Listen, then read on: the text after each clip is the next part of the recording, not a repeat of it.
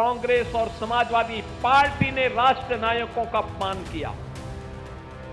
ये लोग आक्रांता गाजी, सालार मसूद गाजी का मेला लगवाते थे। आज वे तमाम प्रकार के उपदेश देते हुए उपदेशक बने हुए हैं। बहनों और भाइयों, अगर समाजवादी पार्टी के पाप का पर्दा उठाना शुरू कर देंगे तो ये कहीं मुंह दिखाने लायक नहीं बचेंगे। पिछले 9 वर्ष में 9 लाख से अधिक नौजवानों को सरकारी नौकरी अकेले उत्तर प्रदेश के अंदर प्राप्त हुई है। कोई सिफारिश नहीं, किसी प्रकार की कोई अव्यवस्था नहीं। सियासत में जब विकास और विरासत की बात होती है तो सीएम योगी का ये तल्ख तेवर अक्सर दिख जाता है। खूनी गैंगवार और अपराध के राजनीतिकरण से भरे इश्तिहार का लंबा दौर देख चुके यूपी के गाजीपुर से माफिया राज पर जीरो टॉलरेंस नीति के तहत प्रहार की अपनी कसम को दोहराते हुए सीएम योगी ने पिछली सरकारों पर माफिया गैंग से मिलीभगत का आरोप मढ़ा। गाजीपुर की धरती से मुख्यमंत्री योगी आदित्यनाथ ने सपा और कांग्रेस को सीधे निशाने पर लिया। अपनी सरकार की पारदर्शी भर्ती व्यवस्था और सुशासन का दावा करते हुए उन्होंने समाजवादी पार्टी और कांग्रेस की राजनीति पर सवाल उठाए और कई तीखे बयान भी दिए। 1000 वर्ष पहले भारत को रौंदने की दिशा से आया था एक सालार मसूद को बहराइच के चित्तौड़ा नामक स्थान पर भारत के जिस महापुरुष ने, राष्ट्र नायक ने रौंद करके इस्लाम के अनुरूप सबसे कड़ी सजा दी थी, वह महापुरुष कोई और नहीं, महाराज सुहेलदेव हैं। महाराज सुहेलदेव के नाम पर समाजवादी पार्टी और कांग्रेस ने कोई आयोजन नहीं होने दिया कभी। बहनों और भाइयों, जो देश, जो समाज अपने राष्ट्र नायकों को सम्मान देता है वही आगे बढ़ता है। जो अपने राष्ट्र नायकों का अपमान करता है, आक्रांताओं का सम्मान करता है, उसका कोई भविष्य नहीं होता। देश के भविष्य को डुबोने के लिए कांग्रेस और समाजवादी पार्टी के द्वारा किया गया पाप, ये पहचान के संकट के रूप में हमारे सामने था। जिन्होंने देश के अंदर सुशासन का और भारत के मानबिंदों की पुनर्प्रतिष्ठा का एक अभिनंदनीय कार्य किया था। लोक माता अहिल्याबाई होलकर के नाम पर बने हुए कॉलेज का नाम समाजवादी पार्टी ने बदल दिया। याद करिए, संत शिरोमणि सदगुरु रविदास जी महाराज, रविदास जी के नाम पर बना हुआ भदोई जनपद का नामकरण इन्होंने बदलने का पाप किया। ये सभी पाप समाजवादी पार्टी के खाते में जाते हैं।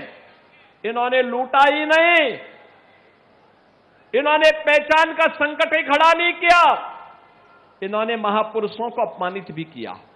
सपा और कांग्रेस की सरकारों में महापुरुषों के नामकरण में किस प्रकार परिवर्तन किया जाता था, उसका फलसफा तो सीएम योगी ने बयां ही किया था। साथ ही साथ सपा सरकार में खस्ताहाल पड़ी कानून व्यवस्था का भी मुद्दा उठाया और उसके उदाहरण भी गाजीपुर की जनता के सामने रख दिया। ये माफिया किसी के नहीं होते, ये हमेशा समाज का खून चूसते हैं, गरीब का शोषण करते हैं, व्यापारी में भय और दहशत की स्थिति पैदा करते हैं, बेटी की सुरक्षा के लिए खतरा पैदा करते हैं। और इसी के लिए हमारी सरकार ने तय किया था पहले दिन से कि अपराध और अपराधियों के प्रति, माफिया और माफिया के संरक्षक दाताओं के प्रति सरकार की जीरो टॉलरेंस होगी। बहनों और भाइयों, ये जीरो टॉलरेंस आज आप देखते होंगे, जब सरकार ने कहा थी माफिया को मिट्टी में मिलाएंगे तो माफिया मिट्टी में मिल गए। अब माफिया मिट्टी में मिल चुके हैं। अपनी उस गौरवशाली अतीत की ओर देखना पड़ेगा, जिस गौरवशाली अतीत के लिए कभी इसी धरती से पूर्व विधायक श्री कृष्णानंद राय ने लड़ाई आगे बढ़ाई थी। याद करिए ना, इसी धरती पे लड़े थे वे उन माफियाओं के खिलाफ, लेकिन सत्ता के संरक्षण में पल्ले माफियाओं ने किस निर्ममता और बर्बरता के साथ कृष्णानंद राय समेत यहां के 7 युवाओं की निर्मम हत्या कर दी थी। कानून व्यवस्था किसी भी प्रदेश की पहचान ही नहीं, बल्कि विकास की सबसे मजबूत नींव भी मानी जाती है। जब सुरक्षा का माहौल मजबूत होता है, तभी निवेश, रोजगार और विकास की रफ्तार भी तेज होती है। गाजीपुर की धरती से मुख्यमंत्री योगी आदित्यनाथ ने इसी मुद्दे को केंद्र में रखते हुए अपनी सरकार की कानून व्यवस्था का जिक्र किया और समाजवादी पार्टी की सरकार पर तीखा हमला बोला। साथ ही उन्होंने विकसित उत्तर प्रदेश के संकल्प को दोहराते हुए विकसित गाजीपुर का आह्वान भी किया। मछुआरे के रूप में, कारीगर के रूप में पिछली सरकारों की अकर्मण्यता के कारण वह गरीबी का दंश झेल रहा था। ये डबल इंजन की सरकार ने उसको फ्री में राशन की सुविधा भी दी, आवास की सुविधा का लाभ भी दिया, उसे आयुष्मान भारत की सुविधा का लाभ भी दिया, रसोई गैस के कनेक्शन भी उपलब्ध करवाए और अन्नदाता किसानों को निजी ट्यूबवेल में फ्री में बिजली देने का काम भी डबल इंजन की सरकार दे रही है। बहनों और भाइयों, फ्री में बिजली देने का काम। बहनों और भाइयों, आज मैं आपको एहसास कराने के लिए आया हूं, हर घर में शौचालय हो, जिसके बारे में राजभर जी यहां कह रहे थे। हर गरीब के पास अपने सिर को ढकने के लिए छत हो। यहां पे ये कार्य पहली बार हो पा रहे हैं, लाखों लोग उससे लाभान्वित हो रहे हैं। इन योजनाओं की सौगात समय समय पर आपको उपलब्ध हुई है। लगातार उसको आगे बढ़ाने का कार्य सरकार आगे बढ़ा रही है। आज के इस अवसर पर जब 692 करोड़ रुपए की इन परियोजनाओं का उपहार जनपद गाजीपुर को प्राप्त हो रहा है, इस अवसर पर मैं आप सबका आह्वान करूंगा कि हम सब मिलकर के विकास की इस प्रक्रिया के सारथी बने। नए भारत में नए उत्तर प्रदेश को आगे बढ़ाने के सारथी बने।